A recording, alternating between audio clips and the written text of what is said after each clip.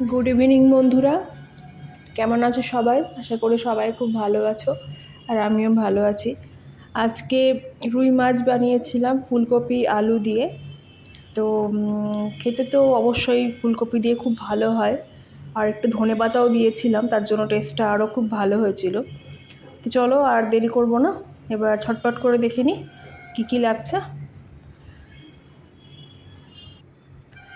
প্রথমে আমি 5 পিস মতো আমি মাছ নিয়েছিলাম। রুই মাছ নিয়েছি, লবণ দিয়েছি, হলুদ দিলাম। ভালো করে এবার মাছটাকে মাখিয়ে নেব, দিয়ে আমি 10 মিনিট মতো এটাকে রেখে দেব। মাখানো হয়ে গেছে, রেখে দিচ্ছি এবার 10 মিনিট। মশলাতে নিয়েছিলাম জিরে, রসুন, আদা আর কাঁচা লঙ্কা। এই যে ফুলকপি আলু আমি কেটে নিয়েছি, ফুলকপিটাকে এবার সামান্য একটু গরম জলে ভাপিয়ে নেব। দিয়ে দিচ্ছি, অল্প একটু ভাপিয়ে নিচ্ছি। কড়াইয়ে দিয়ে দিলাম তেল, সর্ষের তেল দিচ্ছি। মাছগুলোকে এবার ভেজে নেব।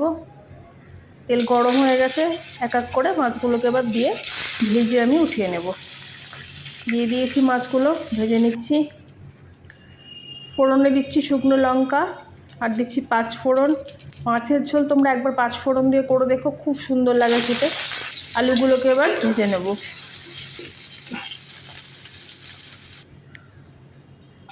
ফুলকপিগুলোকে ভেজে নিচ্ছি, যেগুলো আমি সেদ্ধ করেছিলাম। ভাজা হয়ে গেছে, উঠিয়ে নিয়েছি। আবারও একটু কড়াই তেল দিয়ে দিচ্ছি। এবার দিয়ে দেব হচ্ছে মশলাটা, যেটা আমি পেস্ট করেছিলাম।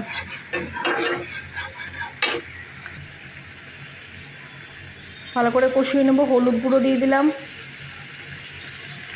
কাশ্মীরি লাল লঙ্কা গুঁড়ো দিয়ে দিলাম, ধনে গুঁড়ো দিয়ে দিচ্ছি, আর দিয়ে দিচ্ছি স্বাদ মতো লবণ।